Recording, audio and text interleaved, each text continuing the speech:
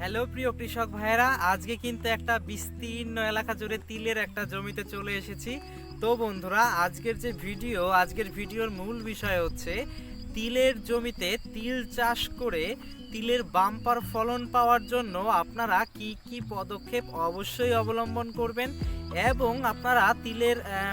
অধিক পরিমাণে ফল পাওয়ার জন্য, বেশি পরিমাণে তিল গাছের মধ্যে তিল বীজ হওয়ার জন্য আপনারা তিলের জমিতে কি স্প্রে করবেন এবং আপনারা কোন বীজটি আপনারা তিলের জমিতে ছেটাবেন, বুনবেন, সে সমস্ত বিষয় নিয়ে দেখুন বন্ধুরা। তিল চাষের ক্ষেত্রে সর্বপ্রথম যে বিষয়টা,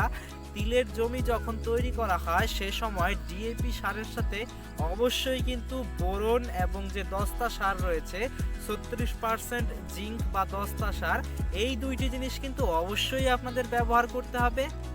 এবং দ্বিতীয় বিষয়টি হচ্ছে তিলের যেই বীজ রয়েছে, এই তিলের বীজ আপনার বাড়ি 3 এবং বাড়ি 4 এই দুটো বীজ কিন্তু সর্বাধিক বেস্ট কোয়ালিটির দুইটি বীজ, বাড়ি 3 অথবা বাড়ি 4 আপনারা এই দুইটি বীজের মধ্যে যে কোনো একটি বীজ নির্বাচন করবেন। এবং যে বিষয় সেটি হচ্ছে এই যে তিলের জমিটি দেখতে পাচ্ছেন, এই তিলের জমি, এই তিলটা দেখুন এখানে বেশিরভাগ তিলের মধ্যেই কিন্তু ফুল চলে এসেছে, দু একটা তিল কিন্তু গুটিয়েও গেছে, মানে ফুল থেকে ঝরে গিয়ে ফলে পরিণত হয়েছে। আপনারা কি করবেন, এমতো অবস্থার আগের যে একটা স্টেপ থাকে, যখন গাছের মধ্যে শাখা প্রশাখা ছড়িয়ে যখন গাছের মধ্যে আপনার দু একটা ফুল দেখা যাচ্ছে, ঠিক সেমতো অবস্থায় আপনারা যে অ্যাজোক্সোস্ট্রোবিন এবং সিপ্রোকোনাজল গ্রুপের যে ওষুধটি রয়েছে, অ্যাজোক্সোস্ট্রোবিন অথবা অ্যাজোক্সোস্ট্রোবিন প্লাস সিপ্রোকোনাজল, এই গ্রুপের যে কোনো একটি ওষুধ, যে কোনো একটি ছত্রাকনাশক প্রতি লিটার জলে 1 মিলি হারে, মানে 16 লিটার জলে 16 মিলি হারে